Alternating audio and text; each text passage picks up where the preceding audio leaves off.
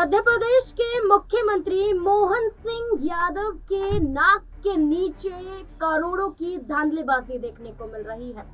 कई परिवहन के पूर्व सिपाही शामिल नजर आ रहे हैं। एक मामला भोपाल से सामने आता है, जहां पर एक अज्ञात कार की जब जांच होती है तो सोने के साथ साथ करोड़ों रुपए बरामद किए जाते हैं।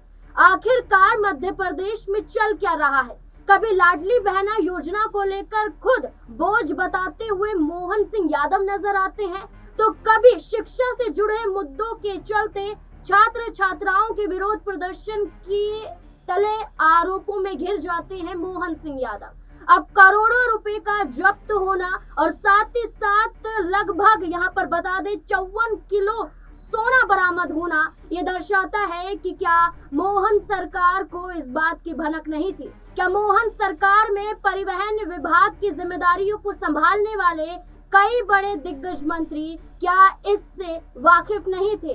क्या अब मोहन सरकार में हर नेताओं पर शिकंजा कसा जाएगा? क्या होगा मध्य प्रदेश में? क्योंकि एक मामला 20 दिसंबर को सामने आता है। 20 दिसंबर को जो मामला सामने आता है वो भोपाल से जुड़ा हुआ है। मध्य प्रदेश के भोपाल के मेंढोरी में एक कार पाई जाती है जिसमें 54 किलो सोना, 10 करोड़ रुपए कैश बरामद किए जाते हैं और इसी के साथ साथ परिवहन विभाग से जुड़ी हुई एक डायरी भी बरामद होती है जिसमें सारा लेखा जोखा होता है। आपको बता दें, आयकर विभाग द्वारा इसकी जांच की जाती है, जांच भी चल रही है। जांच के साथ साथ यहाँ पर सौरभ शर्मा जो परिवहन विभाग के पूर्व सिपाही हैं, उनका नाम इसमें शामिल पाया जाता है। इस बात की जानकारी उनके सहयोगी चेतन सिंह ने दी जब उनसे पूछताछ आयकर विभाग ने किया और चेतन सिंह ने सारे यहाँ पर काले चिट्ठे खोल कर रख दिए। लेकिन अब हाथ बताया जा रहा है परिवहन मंत्री का, हाथ बताया जा रहा है पूर्व परिवहन मंत्री का, क्योंकि सौरभ शर्मा का जो नाम यहाँ पर सामने निकल कर आया है,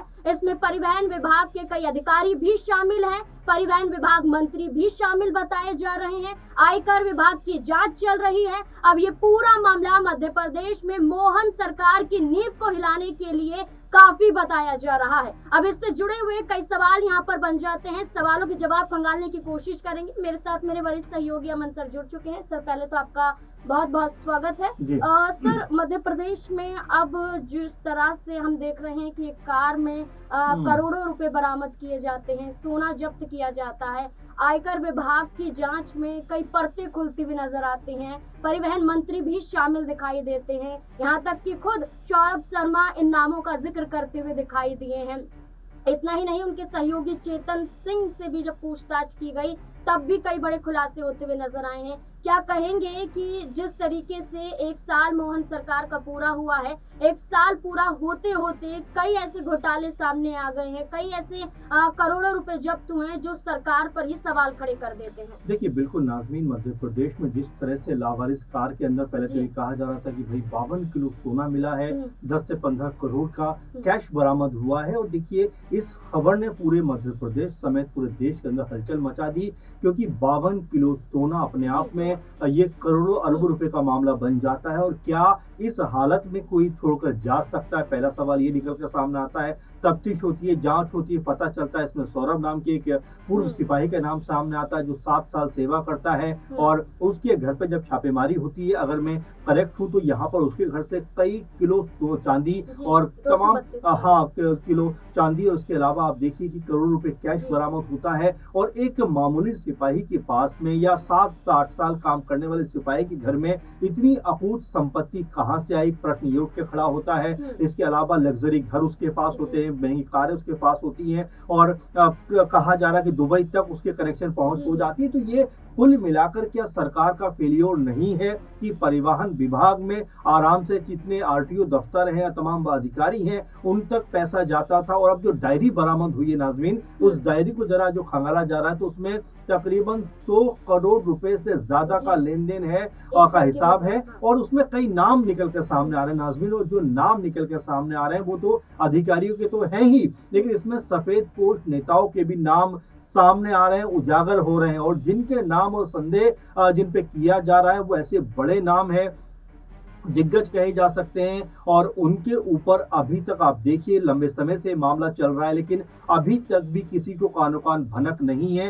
कि आखिर इतना बड़ा गबन घोटाला कौन कर रहा था। वो तो अचानक कार मिलती है, पैसा मिलता है, एक तरीके से ये मामला पूरा निकल कर सामने आ जाता है, तब कहीं इस पर चर्चा हो रही है। तो क्या नाज़मीन ये ना समझा जाए कि इस मामले को सरकार दबाने का काम कर रही थी। इतने बड़े लेवल का स्कैम, इतने बड़े लेवल का घोटाला, और चाहे शिवराज सिंह चौहान हो या मोहन यादव सरकार हो, दोनों के मुंह में घी जम जाता है, दोनों कुछ बोल नहीं पाते, कह नहीं पाते। अब जब ये मामला सामने आ गया है तब भी लीपापोती करने का प्रयास किया जा रहा है। सर यहाँ पर मैं टोकना चाहूंगी कि जो ये सौरभ शर्मा है, ये पहली बार यहाँ पर आरोपी नहीं बनाए गए हैं। इनके ऊपर करोड़ों के ये जो धांधलीबाजी के आरोप नहीं लगे हैं, बल्कि वसूली के भी कई आरोप यहाँ पर इनके खिलाफ 2018 में ही लग चुके थे। देखा जाए तो चेक पोस्ट का जो मामला सामने आता है, जो चेक पोस्ट से जुड़े हुए जो जिम्मे होते हैं वो भी ये संभालते हुए नजर आए थे। ये कहा गया था कि 47 चेक पोस्ट के मुकाबले सौरभ शर्मा को 23 चेक पोस्ट की जिम्मेदारी दी गई थी। इस दौरान वो वसूली करते थे, पैसों का लेन देन हिसाब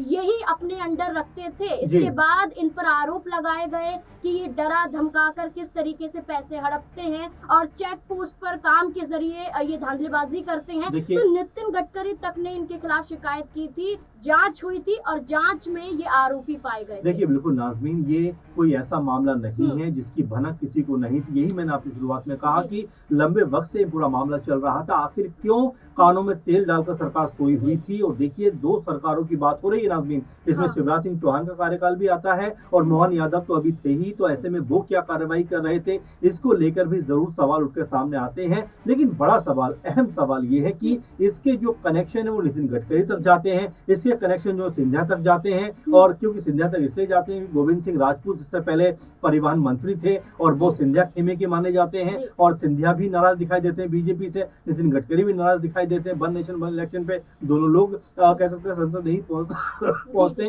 तो ये तमाम जो मामले हैं, तमाम जो चीजें नाज़मीन एक नजर में देखा जाए तो क्या ये आपस का कहीं कोई मिली भगत तो नहीं है। बीजेपी सरकार खुद को बड़ा दूध का धुला हुआ कहती हुई नजर आती है। और यहाँ तक तो आपने देखा संसद के अंदर जब प्रियंका गांधी बोलती हैं कि भाई बीजेपी के पास तो वॉशिंग जो है मशीन है, यहाँ से अपराधी को डालिए, यहाँ से आरोपी को डालिए, वहां से क्लीन होकर बाहर आ जाते हैं। और यही कुछ ऐसा दिखाई पड़ता है। गोविंद सिंह राजपूत जब कांग्रेस पार्टी में थे तब सारे की सारे आरोप लग रहे थे, लेकिन जैसे बीजेपी के अंदर आते हैं और इतने बड़ा स्कैम में कहने का उनका नाम निकल कर सामने आता है, तब भी कोई बड़ी कार्रवाई क्या हो रही है, कोई जरा बताए इसके बारे में। अब जब ये कार का मामला सामने आ गया तब कई लोग के नाम सामने आ रहे हैं। तो ऐसे में सरकार भी क्या पूरे मामले को दबाने का प्रयास कर रही थी, बड़ा सवाल ये बनता है। और देखिए नाज़मीन, ये तो सिर्फ छोटी मछली, अब हम जरा इसको बड़े स्केल पे देखें तो एक सौरभ शर्मा नाम का सिपाही है जिसके ऊपर संदेह किया जा रहा है कि भाई करोड़ों की संपत्ति जमा कर ली, ऐसा कर लिया, वैसा कर लिया। लेकिन आखिर जब उसके अधिकारी, उसके ऊपर मंत्री,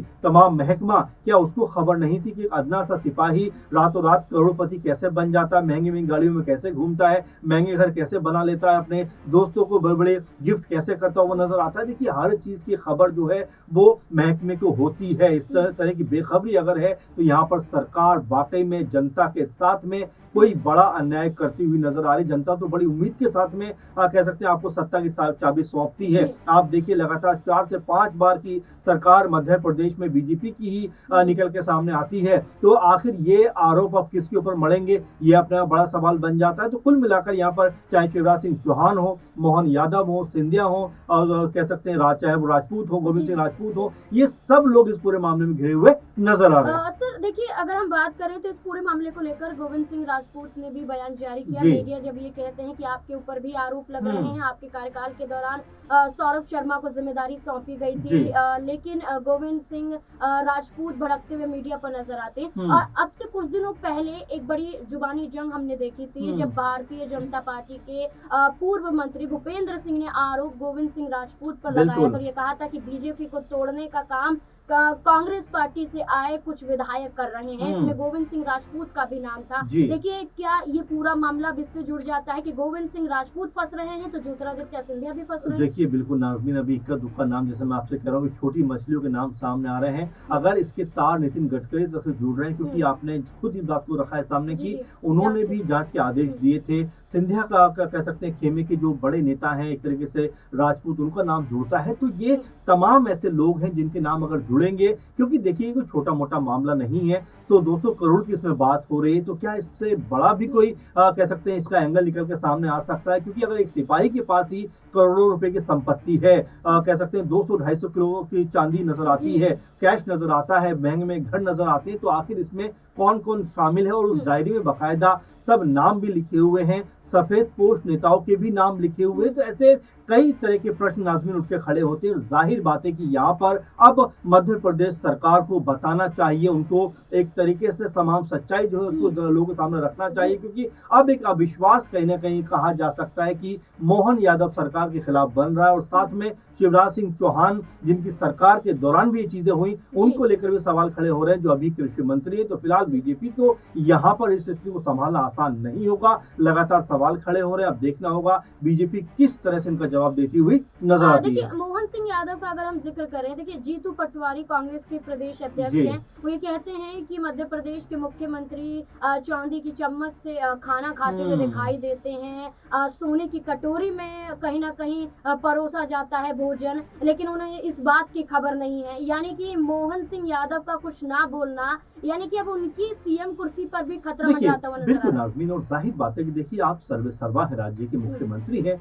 वो चाहे मोहन यादव हों या शिवराज सिंह चौहान रहे हों, और आपके ऊपर जिम्मेदारी होती है। जैसा मैंने आपसे कहा कि इतना बड़ा घोटाला अगर हो रहा है और सरकार अगर कानों में तेल डालकर सोई हुई है, तो ये जनता के साथ में बहुत बड़ा अन्याय है। बेखबरी में आखिर आपको क्यों इस तरह से रहना पड़ रहा है? क्यों आपको ये खबर नहीं है? और खबर है तो आखिर आप इसको कह सकते हैं कि बेदाग होने के काम क्यों नहीं करते हैं? आप एक स्वच्छ जांच क्यों नहीं करवाते हैं? जो जिम्मेदार लोग हैं उनके खिलाफ एक्शन क्यों नहीं लेते हैं? अब 6-7 साल के बाद ये मामला निकल कर सामने आता है, वो भी तब जबकि कार इस तरह से बरामद होती है, उसमें सोना बरामद होता है। तो कुल मिलाकर यहाँ पर सरकार की जो गर्दन है पूरी तरह से फंसी हुई नजर आ रही है। और तमाम बड़े लोगों के नाम जिस तरह से निकल कर सामने आ रहे हैं, उसमें जाहिर बात है कि बीजेपी के नेताओं को जवाब देना होगा, बीजेपी सरकार को जवाब देना होगा, शिवराज सिंह चौहान को भी जवाब देना होगा, और मौजूदा मुख्यमंत्री मोहन सिंह यादव को भी जवाब देना होगा कि आखिर इतने बड़े लेवल पे खुलेआम ये स्कैम कैसे चल रहा था।